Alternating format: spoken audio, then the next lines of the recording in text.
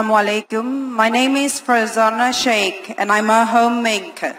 As minorities in a multi-religious country like India, how can Muslims cope with acts of demonization of their community? This is not only a problem in India. Ask me. We have even sometimes worse demonization in the Western media. Of course, we realize that we don't have the same kind of media, international media, which, as you know, the major international media are also controlled by business interests.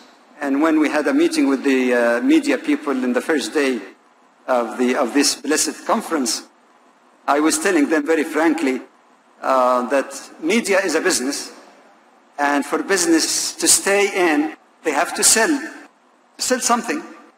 But they cannot sell the story of a good Samaritan who did something good last night. It doesn't attract attention.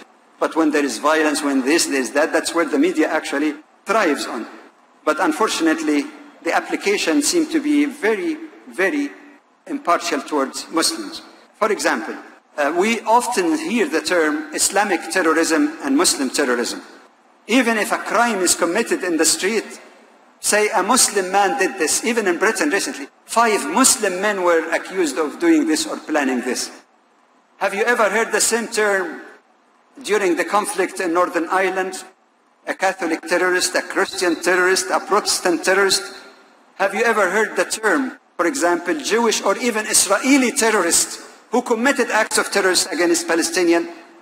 You don't hear that term. Selectively, only in the case of Islam, the word terrorism or terrorist is attached to the word.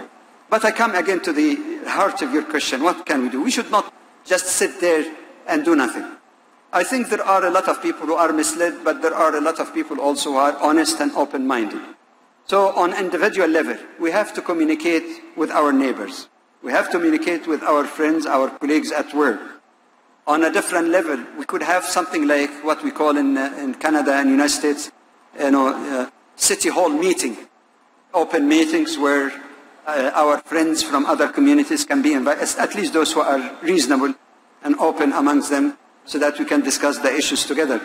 But something in North America seems to have worked miracles really in some respect, is to engage in service of the community. You know, when Muslims join with other people of other faith communities, instead of just debating theology as such, when they join together to look after the poor, the homeless, some kind of help that is productive to society, I think you will find that this will break these stereotypes and let people realize that Muslims are very beneficent people. It's not the kind of images that they read about. But alhamdulillah also that we have this emerging media like Peace TV, where alhamdulillah we have some opportunity to reach some people, and I hope it will be increasing number of people in the future, inshallah. So we can do our best really to try to correct that. Those who are able to write, they can just write letter to the editors, bombard them like they do in some communities in North America do. When something is written against them, the telephones will never stop calling the editor, protesting, but impolitely, of course, politely and objectively. Letters to the editor and all of this, maybe some of them might be printed and somewhat force them to be more even-handed in doing that. But this is a problem that all of us has to cope with. Jazakallah.